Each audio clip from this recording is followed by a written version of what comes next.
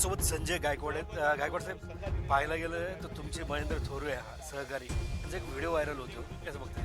तो काय व्हिडिओ मी बघितला नाही, पण अशा प्रकारे अनेक फेक व्हिडिओ हे उभाटाच्या माध्यमांवर तयार केले गेलेत, AIच्या माध्यमातून केले गेलेत.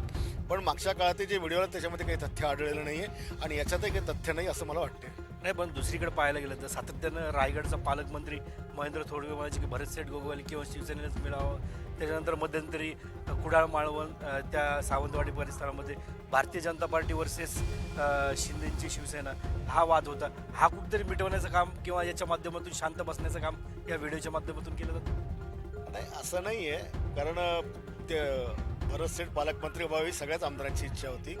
परंतु हे उभाटाच्या माध्यमातून वारंवार शिवसेनेला बदनाम करण्याचे हे सगळे षडयंत्र चाललेले आहेत आणि हे फक्त आमच्यासोबतच होतं आहे, शिवसेनेसोबत, आणि त्याच्यामुळे एवढं होणंही त्यांच्या हाती काही लागत नाही आहे. पण दुसरीकडे पाहायला गेलं तर असं म्हणतायत की हे दाबण्याचं काम भारतीय जनता पार्टी रवींद्र चव्हाण जे प्रदेश अध्यक्ष ते करतात. ते तुम्हाला योग्य वाटतं? तसं असेल तर ते योग्य नाही, पण तसं असेल असं मला वाटत नाही. नाही आहे, आता मी सत्ताधारी पक्षाचे आमदार बोलत नाही, पण मी विरोधी सचिन अय्यर असतील किंवा शशिकांत शिंदे असतील त्यांनी म्हणले नाही, त्यांना तर आमच्या दाग लावायची आहे ना.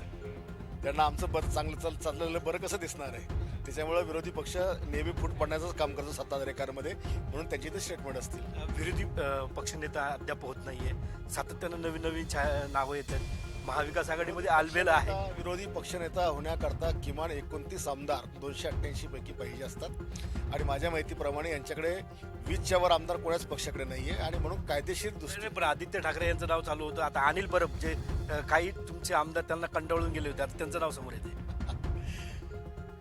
आता तो महाविकास आघाडीचा प्रश्न आहे की त्यांना कोण द्यायचं आहे. पण हक्क ज्याचे आमदार जास्त असेल त्याचाच त्या ठिकाणी असू शकतो, ज्याचे आमदार कमी असेल तो हक्क तिथे सांगू शकत नाही. मला वाटतं शिवसेने उभाटाचा विरोधी पक्षनेता व्हावा. त्यांच्याजवळ सध्या तर संख्या बळच नाही ना होण्यासाठी. 20 आमदारावर ते कसे काय मागू शकतात? किमान 29 आमदार पाहिजे. आमच्या देवेंद्रजींनी जर त्यांच्यावर मेहरबानी केली तरच होऊ शकेल. हे म्हणतात की देवेंद्रजीनं जर मेहरबानी केली तरच विरोधी पक्षनेता होऊ शकतो, तो पण उभाटाचा. कारण कल्पेश सुमित LS मराठी नागपूर.